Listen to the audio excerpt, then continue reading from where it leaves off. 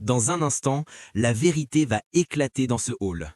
L'homme que l'on a tenté d'arrêter n'est pas un criminel, mais un détective des affaires internes travaillant sous couverture. Et ce n'est que le début. Monsieur, j'ai besoin de vous parler un instant.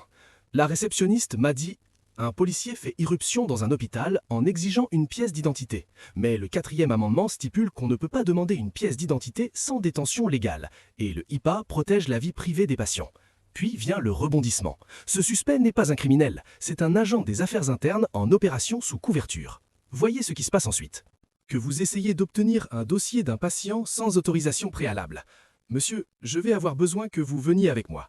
Monsieur, c'est une affaire officielle de la police. Vous feriez bien de vous éloigner. J'ai besoin de voir une pièce d'identité parce que ce que vous faites constitue un crime. C'est la dernière fois que la réceptionniste m'informe que vous harcelez des patients et que vous êtes impoli et irrespectueux envers eux. Donc, j'ai besoin que vous veniez avec moi. J'ai besoin de voir une pièce d'identité. Suis-je en train d'être détenu maintenant? Non, vous n'êtes pas détenu, mais vous avez pris le dossier d'un patient sans autorisation préalable. Je ne prends pas le dossier d'un patient? Si, vous l'avez fait. Vous avez un dossier d'un patient. Écoutez, vous êtes en train de vous frustrer. Non, je ne me frustre pas. J'essaie juste de vous expliquer ce qui se passe. D'accord, donc, je sais déjà ce qui se passe. Non, vous ne savez pas. Moi, je sais. D'accord, j'essaie de régler des affaires en ce moment. Et la meilleure chose pour vous à faire, c'est simplement de continuer votre chemin. Je ne vais pas faire ça. L'officier agit avec assurance et persistance. Il exige de voir une pièce d'identité et affirme qu'il s'est passé quelque chose de grave, une possible violation de la confidentialité médicale. Aux États-Unis, cela est souvent lié à la loi sur la protection des informations médicales, et l'officier est convaincu qu'il a affaire à une personne qui tente illégalement d'obtenir les données d'autrui. J'ai besoin de voir une pièce d'identité avant de partir. Je ne vais montrer aucune pièce d'identité. Aucun crime n'a été commis. J'essaie juste de m'occuper de mes affaires. Vous devriez vous occuper des vôtres et partir. La réceptionniste m'a dit que vous le harceliez et que vous preniez le dossier d'un patient alors que vous n'aviez pas l'autorisation pour avoir ce dossier. Donc je dois m'assurer que c'est bien de ce dont nous parlons. Peu importe, j'ai besoin de voir une pièce d'identité, s'il vous plaît, pour savoir ce qui se passe. Eh bien, si vous pouviez me montrer une pièce d'identité, tout irait bien. Je ne vais montrer aucune pièce d'identité. Nous devons quitter les lieux. Je ne vais pas quitter les lieux. J'ai besoin de voir une pièce d'identité avant de partir, monsieur. Juste pour m'assurer que ce monsieur n'est pas harcelé. Et vous me dites quel crime je peux... Le crime, c'est que vous avez pris un dossier qui appartient à un autre patient et vous n'avez pas l'autorisation de le faire. Je n'ai même pas pris les dossiers pour lesquels je suis venu. Peu importe, j'ai besoin de voir une pièce d'identité. Crime commis. Je n'ai pris aucun dossier. C'est une violation du HIPAA. Il n'y a eu aucune violation du HIPAA. C'est bien une violation du HIPAA. Vous comprenez complètement mal ce qui se passe. C'est un moment important. Sans motif légal pour la détention, un citoyen n'est pas obligé de présenter ses papiers. Pourtant, l'officier continue d'insister. Il dit avoir reçu une plainte de l'administrateur et est convaincu que l'homme a pris le dossier d'un patient. Donc, je vous dis, vous devriez continuer votre journée. Quand on prend le dossier de quelqu'un qui ne vous appartient pas, c'est une violation du HIPAA. Et ce monsieur est venu vers moi et m'a dit que vous essayiez d'obtenir des informations, que vous aviez pris le dossier et que vous le vouliez. Et, eh bien, vous ne pouvez pas l'avoir.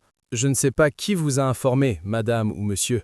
Vous regardez le monsieur qui m'a informé. Il est juste là devant vous, la réceptionniste. Ce n'est pas ce qui se passe, d'accord? D'accord, donc j'ai besoin de voir une pièce d'identité pour que je puisse tout clarifier. Donc vous devriez arrêter d'interrompre ce qui se passe. Je n'interromps rien, c'est pour votre bien. J'ai besoin de voir votre permis de conduire pour pouvoir commencer la paperasse. Il n'y aura aucun permis de conduire. Je ne partirai pas tant que vous ne me montrez pas une pièce d'identité. Pouvez-vous me dire quel crime j'ai commis? Vous avez pris le dossier d'un patient sans autorisation pour le faire. Je ne l'ai pas pris, c'est une violation du HIPAA. Je suis ici pour recevoir des informations, d'accord? Et ce que vous faites en ce moment, c'est perturber quelque chose de très important. Non, je ne pense pas. J'ai besoin de voir une pièce d'identité, s'il vous plaît. Je sais que vous perturbez, monsieur. Montrez-moi une pièce d'identité. Et voici le véritable rebondissement. Il s'avère que ce suspect n'est pas du tout un criminel. C'est un détective des affaires internes en opération sous couverture.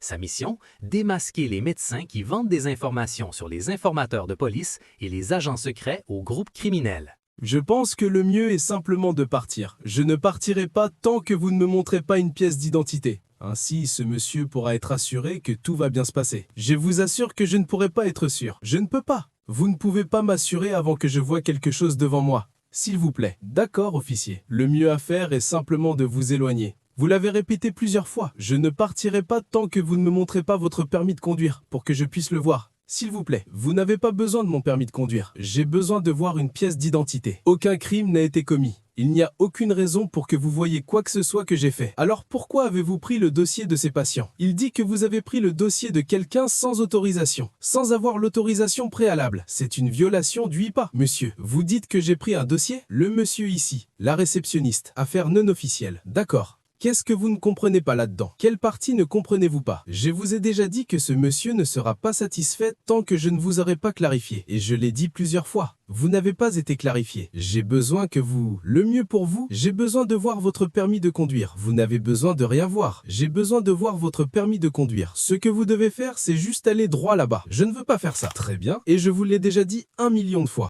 L'officier comprend que la situation n'est pas du tout ce qu'elle semblait être au début. Il y a quelques secondes à peine, il essayait de forcer une personne à montrer ses papiers, alors qu'en réalité, cette personne mène une opération secrète. Après une courte pause, l'officier recule et reconnaît son erreur. Eh bien, je vous informe. Je ne vais montrer aucune pièce d'identité. Je suis ici pour affaires officielles. Je ne pense pas que vous soyez ici pour affaires officielles.